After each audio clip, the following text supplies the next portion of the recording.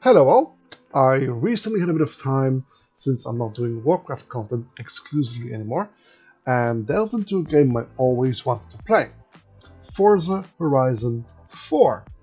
I never owned any form of Xbox console because I always had PlayStation, and since I'm not made out of money, that's the console I stuck with for decades.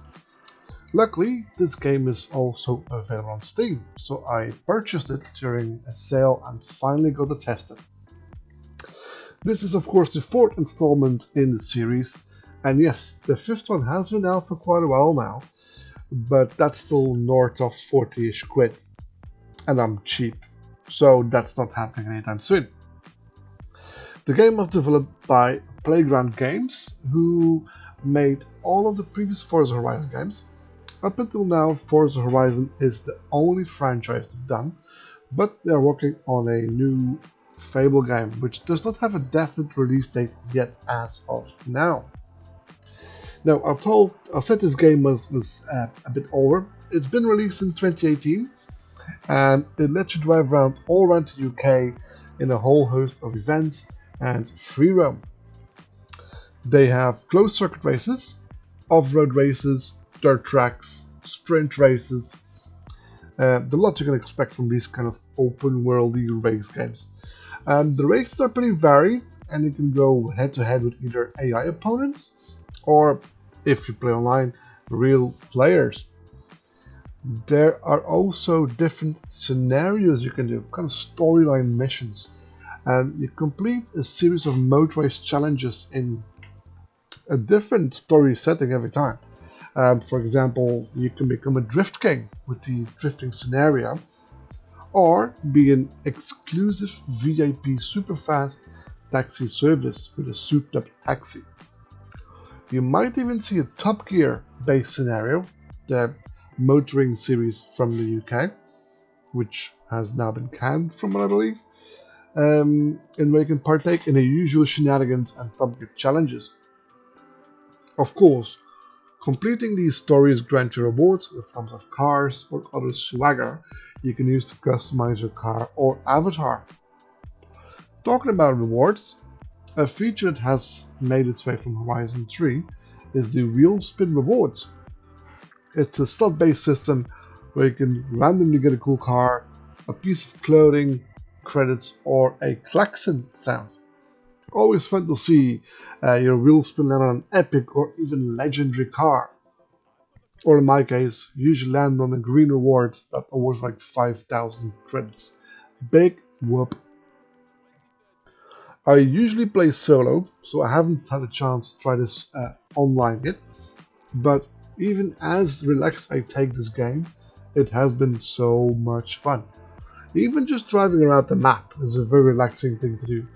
Very nice to unwind with, listening to some tunes, driving around the countryside. You can also drive to Edinburgh, which is so much fun because I recognize bits and pieces there from a trip we did a few years ago. And yes, you can buy Edinburgh Castle if you have enough credits for it. Good luck, it's 15 million credits. Eventually, the list of races and different activities culminates in one big event for that particular discipline, a big showdown that would crown you the king of that subgenre. It's also good to explore the map. You can find hidden cars and barns, the so-called barn finds.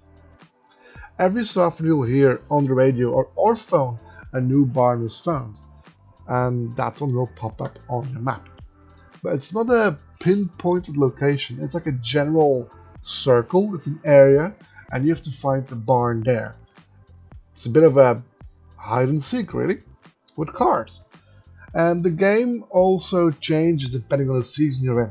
This has dynamic season chaining sequence that changes every week. One week you'll be racing in the heat of summer, while the other one you'll be crossing a big frozen lake. This adds quite a bit of variety in the scenery as well, and the driving.